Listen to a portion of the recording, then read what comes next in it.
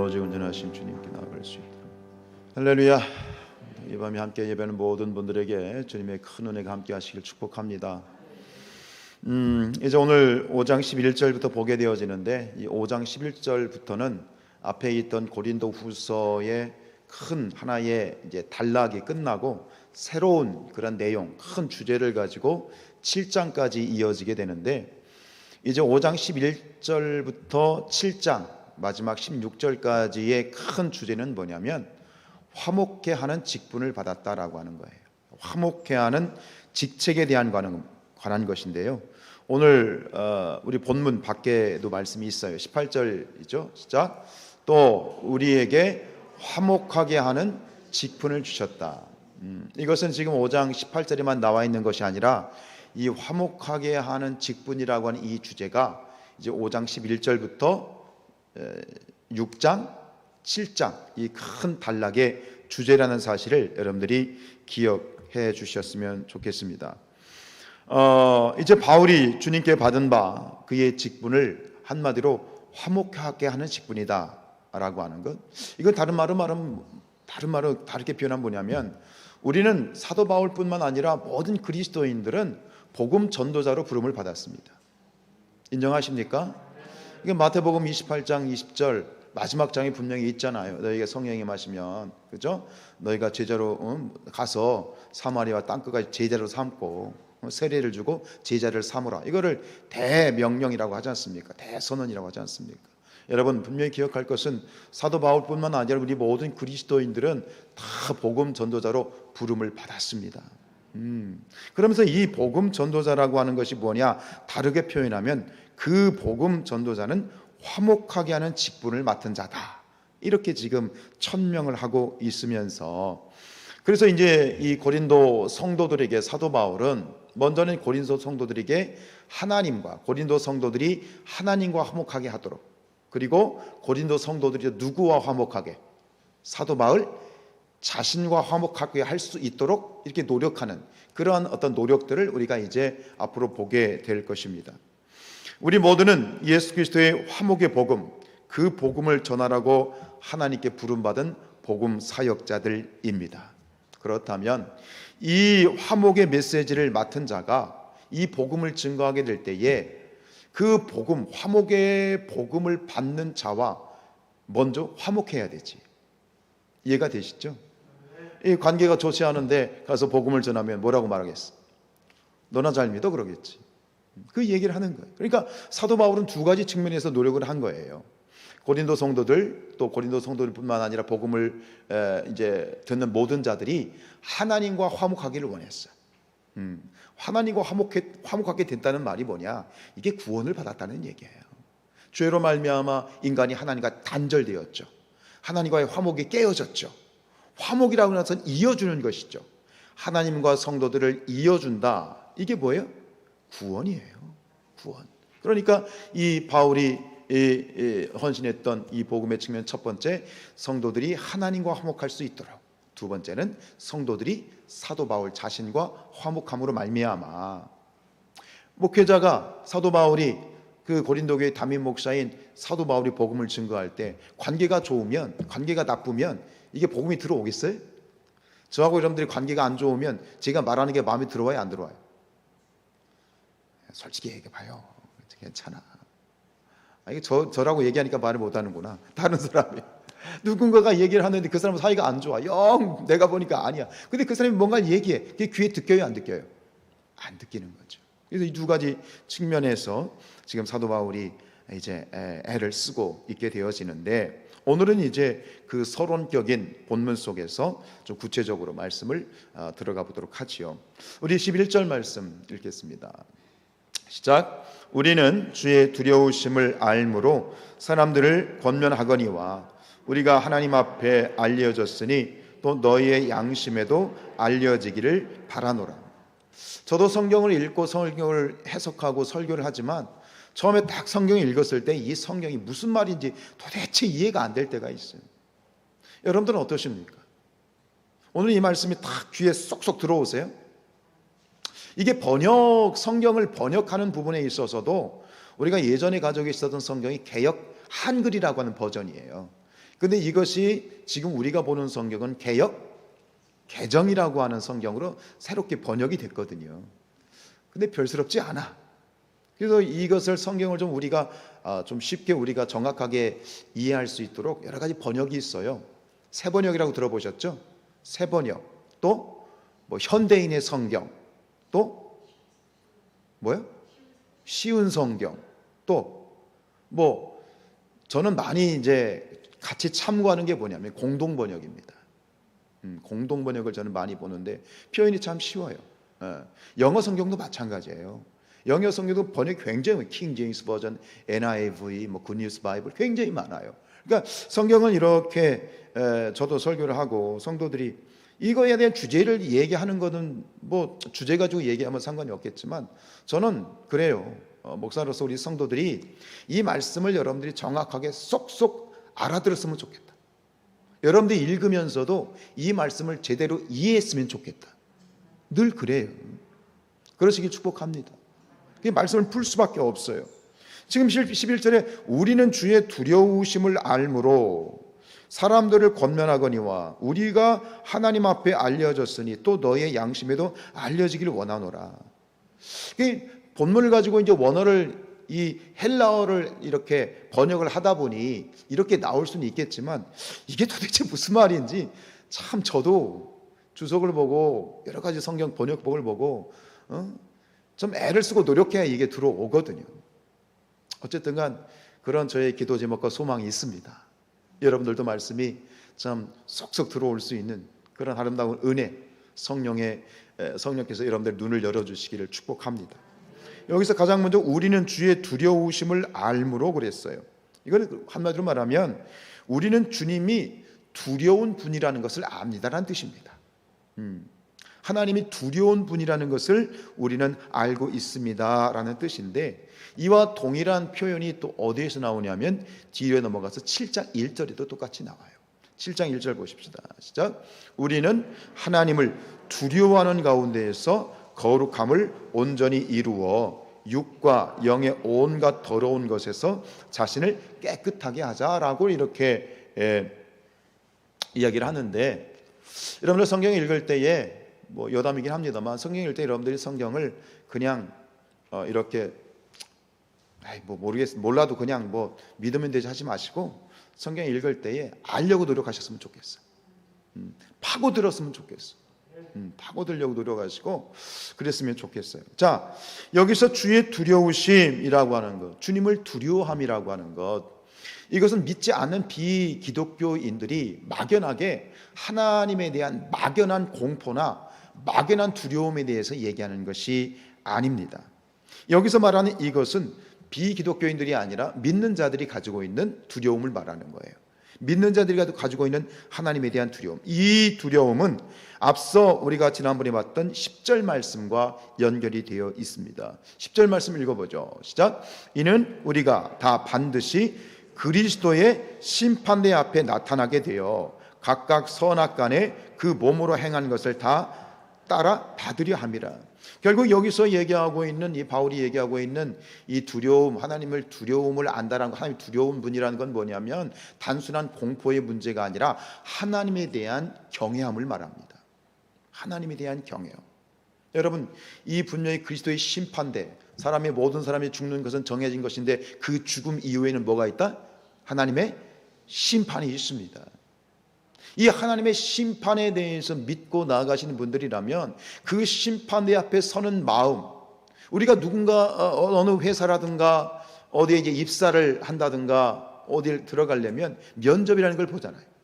사람들 앞에 서서 뭔가 면접을 본다는 것이 굉장히 두려운 일입니다. 사실은 떨립니다.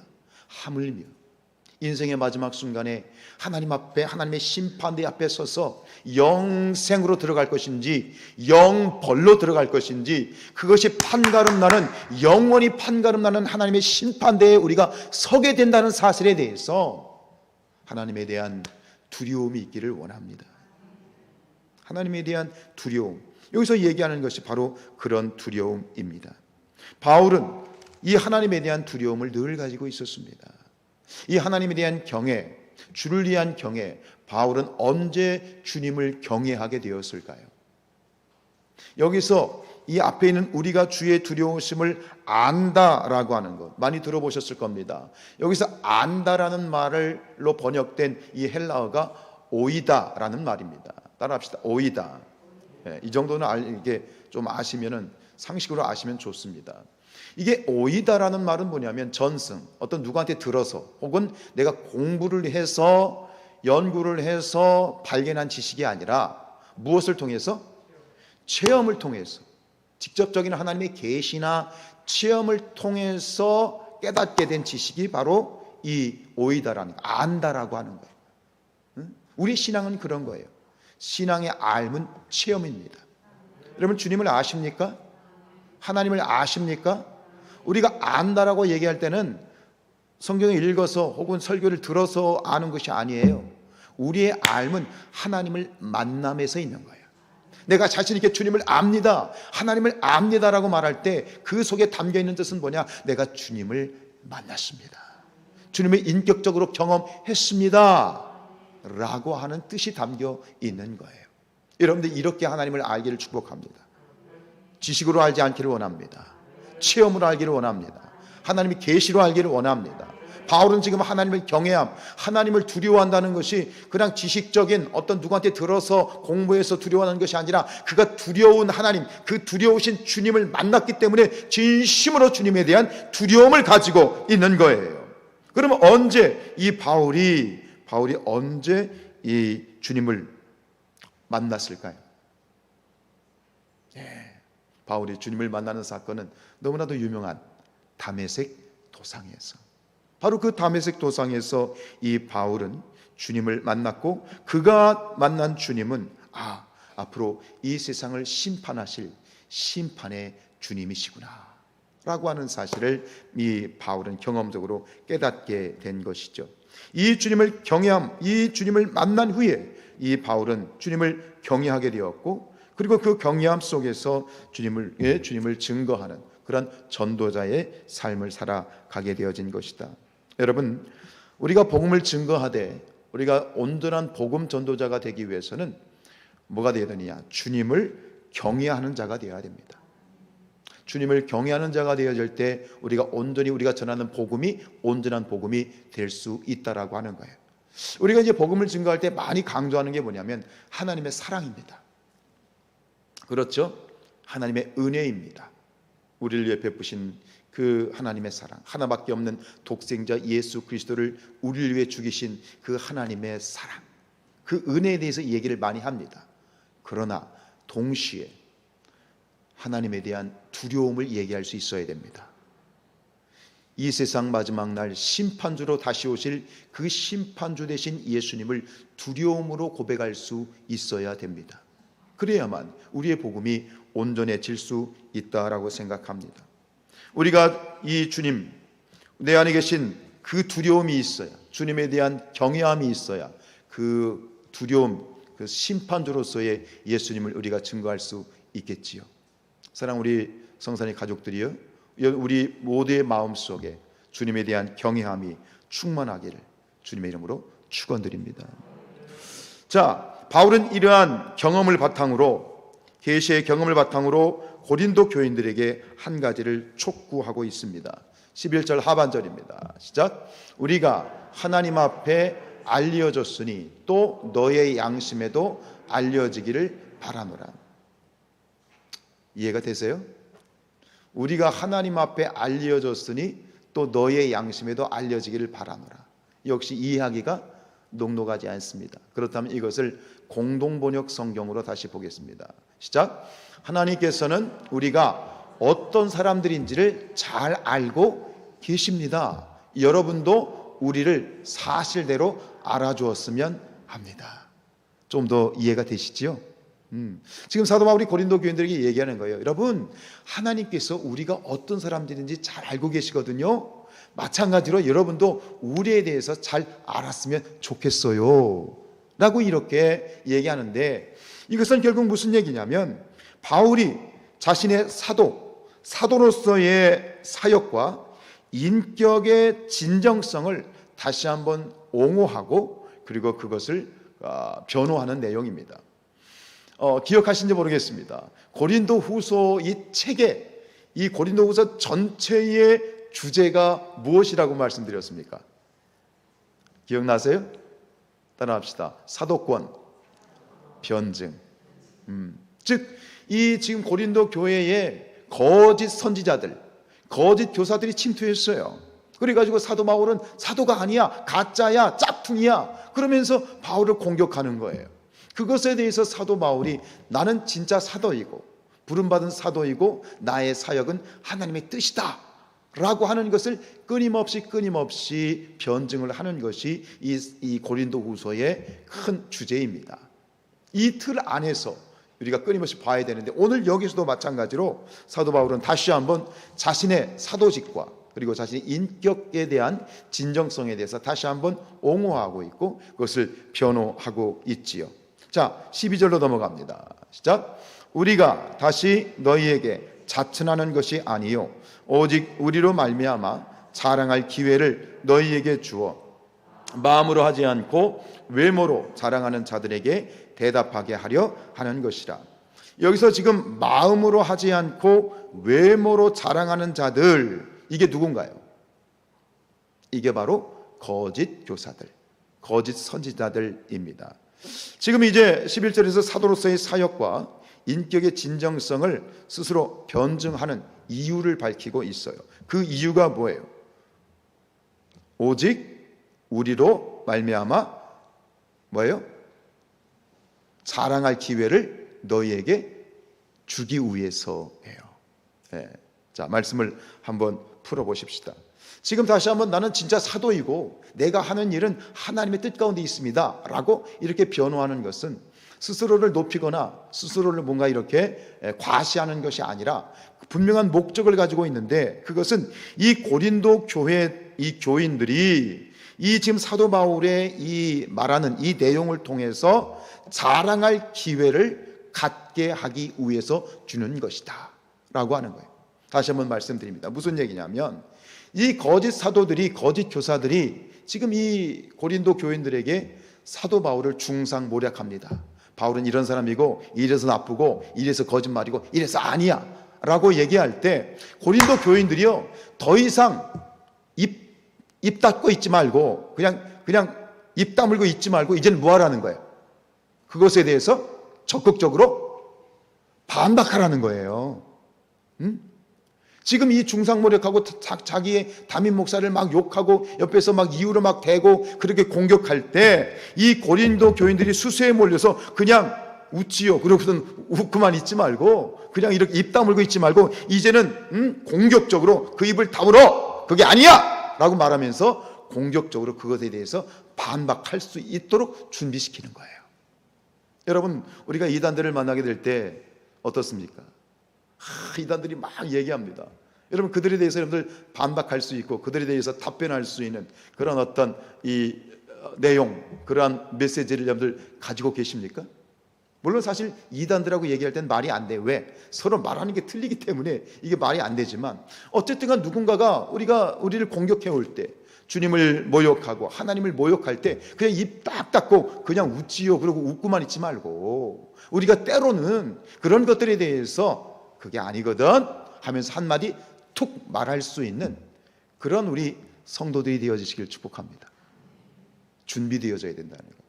그래서 이 베드로 전서 3장 15절에 보면 이 베드로 사도가 뭐라고 얘기하냐면 너희 속에 있는 소망에 관한 이유를 묻는 자에게, 자, 너희 속에 있는 믿음에 관한 그러한 이유를 묻는 자에게 대답할 것을 항상 준비하라 라고 그랬어요. 준비하시길 축복합니다. 그래요. 싸울 필요는 없지요. 뭔가 공격하는 사람들에 대해서 멱살 잡고 싸우고 그럴 필요는 없습니다만, 그러나 우리가 그런 어떤 우리를 공격하고 교회를 공격하고 하나님을 모욕하고 예수 그리스도를 모욕하고 그냥 듣고만 계실 수는 없잖아요. 그래 안 그래? 그것에 대해서 뭔가 우리가 할 말을 준비해야 돼. 변호할 수 있는 그런 준비된 그런 우리 성산의 가족들이 되기를 주님이라고 축복합니다. 그 얘기를 하는 거예요. 오직 우리로 말미암아 자랑할 기회를 너희에게 주기를 원한다. 그러니 내가 이 얘기하는 거야. 그러니까 똑똑히 듣고 너희가 공격해 올 때, 중상모략할 때 이렇게 너희도 받아칠 수 있어야 돼 라고 지금 바울이 그 입에 할 말을 담아주기를 원하는 것입니다. 여러분, 그런 분들이 되길 축복합니다. 그저 주님이 아시지요. 기도하고 그래, 언젠가 너 주님이 너 한번 치실 거야 속으로만 그렇게 생각하고 기도하는 것 중요합니다만, 그러나 그렇게만 있을 것이 아니라 때로는 공격적으로 우리의 복음에 대해서 기꺼이 자랑하고 정확하게 우리가 믿는 하나님에 대해서, 내가 믿는 하나님에 대해서, 내가 믿는 예수님에 대해서, 이 구원의 진리에 대해서 정확하게 답변할 수 있기를 축복합니다. 여러분, 만약에 누군가가 여러분에게 야 너는 왜 예수 믿냐? 만약에 물으신다면 정확하게 일목요연하게 대답하실 수 있어요? 야 지금 이런데 너 왜 교회 다니냐? 라고 묻는다면 나는 이러해서 나는 교회 다녀. 누가 뭐래도 예수님이 구원자고, 누가 뭐래도 하나님은 창조이시고, 누가 뭐래도 우리는 교회 가야 돼, 예배해야 돼 라고 똑부러지게 한마디는 할 수 있는 그런 우리 성산교회 성도님 되시기를 주님의 이름으로 축복합니다. 그래요, 그러시길 축복합니다. 자, 그러면서 이 고린도 교인들이 지금 바울을 내세워서 대적해야 될 이 거짓 교사들은 과연 어떤 자들인가, 그들의 실체에 대해서 한번 생각해 보겠습니다. 지금 이 12절이 나와 있지만 이 지금 거짓 교사들은 어떤 사람들이에요? 네? 마음으로 하지 않고 외모로 자랑하는 자들이라고 되어 있습니다. 자, 마음으로 하지 않고 외모로 자랑하는 자들, 이게 무슨 뜻일까요? 속에는 아무것도 없어. 속에는 텅텅 비었어. 근데 그들은 무엇을 자랑해? 겉에 있는 것들, 외면적인 것들을 가지고 자랑하는 사람들을 말하고 있는 거예요. 이들이 거짓 교사들이에요. 이 거짓 교사들은 그 당시 그들이 겉으로 내세웠던 건 두 가지입니다. 첫 번째는 추천장입니다. 내가 추천장 받았거든. 그 두 번째는 뭐냐면 그들이 가지고 있는 율법적인 지식입니다. 누군가에 의해서 추천장 받았어. 난 공식적인 사람이야. 그리고 난 이런 율법적인 지식을 가지고 있어. 그런 추천장과 율법적인 지식을 가지고 그들이 자신들의 사도됨을 드러냈고, 그런데 그걸 가지고 동시에 바울을 공격했던 거예요. 왜? 바울은 추천장도 없어. 그리고 바울이 말하는 걸 보니까 저건 말도 안 돼. 그러면서 공격하고 있는 거예요. 그러나 그들 속에는 정말 있어야 하는 것은 없었던 거예요. 정말 있어야 하는 것들, 거짓 교사들의 그런 어떤 이 말빨, 그들의 황금 이빨, 이런 것들이, 그들이 내세웠던 것들이 인간적인 기준으로 보면 사람들에게 인정을 받을 만한 것들이었던 것은 분명합니다. 왜냐하면 그들이 거짓 교사들의 말을 듣고 고린도 교인들이 넘어갔잖아요. 혹해서 넘어갔잖아요. 그러면 그들이 말했던 것은 그들의 권위가 인간적인 그런 기준으로 보면 그럴듯해 보였을 것입니다. 그렇다면 이렇게 질문할 수 있습니다. 그럼 바울에게는 그런 것들이 없었던 것일까? 바울은 율법적인 지식이 없었고 바울에게는 공식적인 추천장을 받을 만한 자격이 안 되었던 것인가? 그렇습니까? 아닙니까? 그렇지 않습니다. 그런데 왜 바울은 추천장을 적극적으로 내밀지 않고 그는 율법적인 지식들을 왜 자랑하지 않았을까요? 바울이 주님을 만나고 나니, 다메섹 도상에서 주님을 만나고 나니 정말 중요한 것은 그런 것이 아니었던 거예요. 하나님께서 정말 중요하게 여기는 것은 그런 것이 아니었던 거예요. 그래서 빌립보서 3장 7절에서 이렇게 얘기합니다. 시작. 그러나 무엇이든지 내게 유익하던 것을 내가 그리스도를 위하여 다 해로 여겼다. 바울도 추천장 들고 다닐 수 있었고 율법적인 지식을 자랑할 수 있었습니다. 바울은요, 우리나라로 말하면 서울대학 출신입니다. 가말리엘 문화라고 하는 것은 요즘 말로 말하면 최고의 석학입니다. 엘리트였습니다. 배울 만큼 배운 사람입니다. 그러나 그것은 그걸 자랑하지 않았습니다. 지금 말하는 것처럼 그것이 내게 유익하던 것을 내가 그리스도를 위하여 다 해로 여긴다는 것은 그러한 자랑들은 아무 주님의 이 복음에 아무런 의미가 없었던 거예요. 중요하지 않았던 거예요. 8절 말씀입니다. 시작. 또한 모든 것을 해로 여김은 내 주 그리스도 예수를 아는 지식이 가장 고상하기 때문이라 내가 그를 위하여 모든 것을 잃어버리고 배설물로 여김은 그리스도를 얻는다. 다 가지고 있었어요. 바울도 다 가지고 있었어. 그럴 만한 자격이 있었어. 그러나 주님을 만나고 나니 뭐라고요? 주님을 체험하고 나니, 정말 주님을 뵙고 나니 그런 것들은 아무런 의미가 없더라는 거예요. 그래서 그런 것들을 내세우지 않았어요. 사람들은 의미를 두려워하지만 하나님께는 전혀 의미 없는 것들이 있습니다. 우리가 신앙생활을 하면서도 교회에서도 세상에서 의미 있는 것들을 가지고 하나님 앞에서 우리가 내세우려고 할 때가 종종 있는 것 같습니다. 하나님의 가치와 사람의 가치는 전혀 다릅니다. 인정하십니까? 우리가 아무리 중요하게 여기는 것이지만 하나님께는 아무런 일말의 가치가 없는 것들이 있습니다. 우리가 사무엘상 말씀을 새벽에 읽고 있지만 이 다윗을 선택할 때 사무엘에게 하나님께서 이렇게 말씀하셨죠. 사무엘상 16장 7절 시작. 여호와께서 사무엘에게 이르시되 그의 용모와 키를 보지 말라. 내가 이미 그를 버렸노라. 내가 보는 것은 사람과 같지 아니하니 사람은 외모를 보거니와 나 여호와는 중심을 보느니라. 이 거짓 교사들, 왜 그들이 거짓 교사들인가? 왜 그들이 거짓 선자들인가? 겉으로는 그럴듯합니다. 멋집니다. 번듯합니다. 근데 그 속에는 텅텅 비어 있는 거예요. 정말 있어야 할 것이 없어요. 그럼 거짓 교사가 되는 거예요. 이거를 오늘 단어를 바꿔보십시다.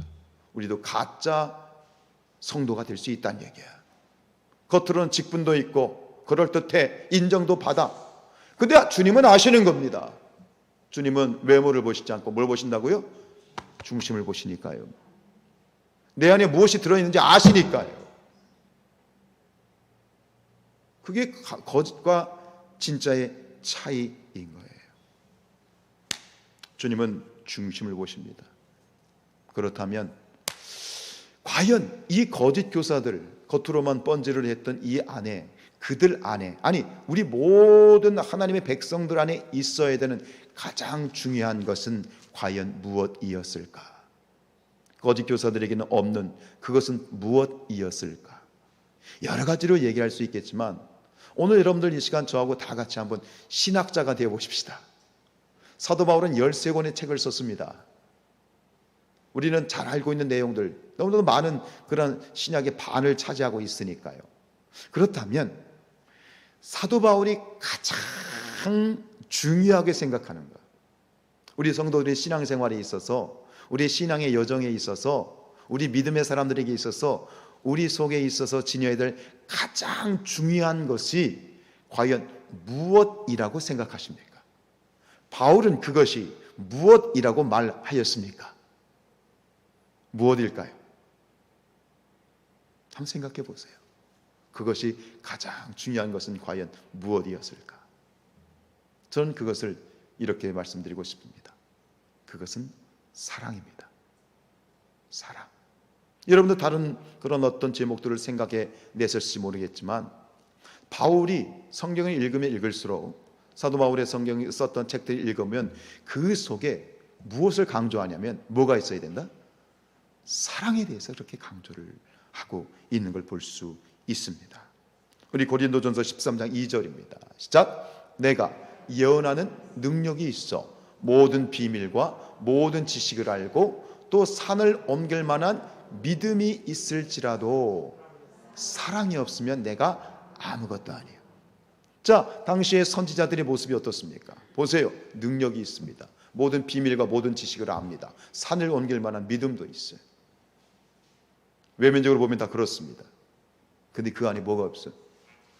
사랑이 없어요. 우리 13장 13절 아시죠? 시작. 그런즉 믿음, 소망, 사랑, 이 세 가지는 항상 있을 것인데 그 중에 제일은 사랑이다.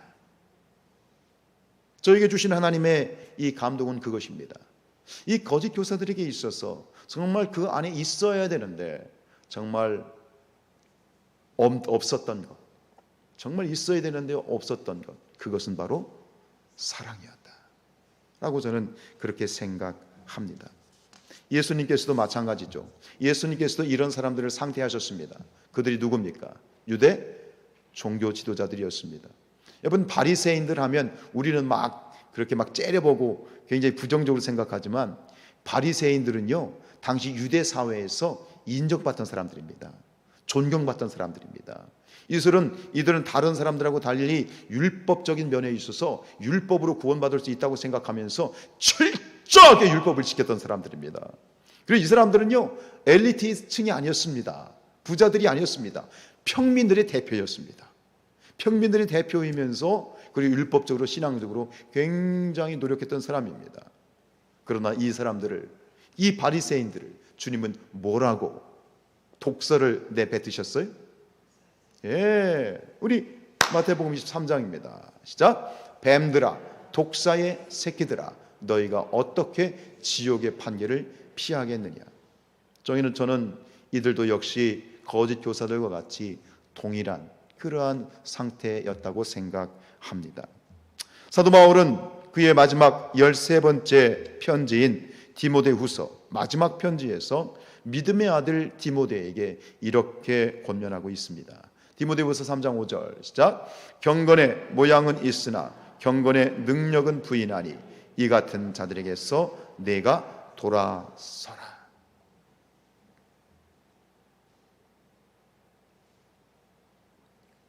경건의 모양은 있으나 경건의 능력, 즉 속에는 텅텅 비어 있다라고 하는 것입니다. 이들에게서 너희는 뭐해라? 돌아서라. 저는 이렇게 말씀드리고 싶어요. 그런 사람들을 발견하거든 그들로부터 도망치십시오 라고 말씀드리고 싶습니다.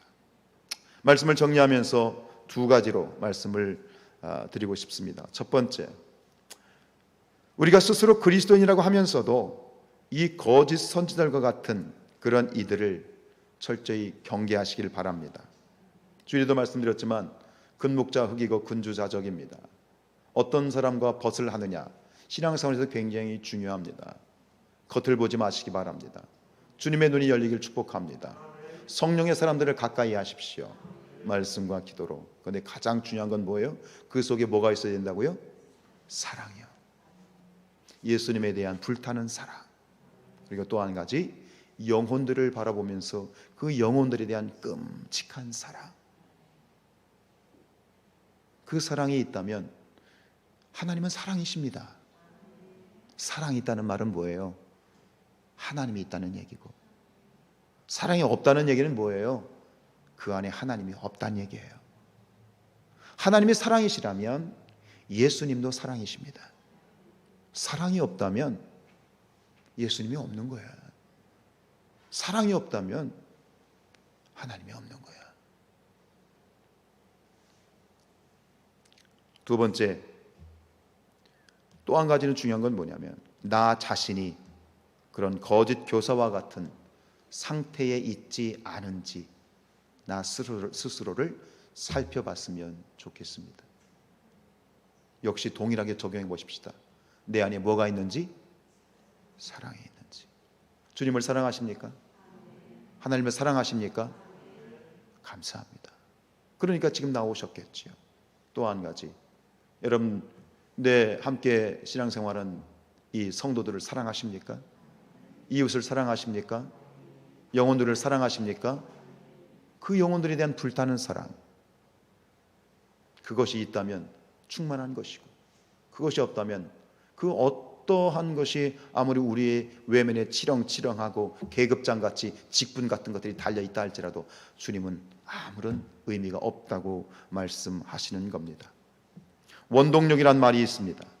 사전적인 의미는 사물의 활동을 일으키는 근본적인 힘이라는 뜻입니다. 사도 바울이 이처럼 열정적으로 하나님께 부름받은 사도로서 그가 사역을 할 수 있었던 원동력을 오늘 바울은 이렇게 고백하고 있습니다. 14절입니다. 시작. 그리스도의 사랑이 우리를 강권하시도다. 이 한마디에서 끝이 난 겁니다. 바울 안에는 무엇이 충만한 거예요? 사랑이. 예수 그리스도의 그 사랑이 나로 하여금 가만히 있지 못하게 하는 거야. 나로 하여금 복음을 증거하게 만들고, 어떤 고통과 어떤 어려움이 있어도 여러분, 이 밤에 다시 한번 예배하는 저와 여러분의 마음 안에 하나님의 이 귀한 사랑으로 충만해지기를 축복합니다. 다시 한번 축복합니다. 나사렛 예수 그리스도 이름으로 여러분들 안에, 제 안에 그리스도의 사랑이 충만할지어다.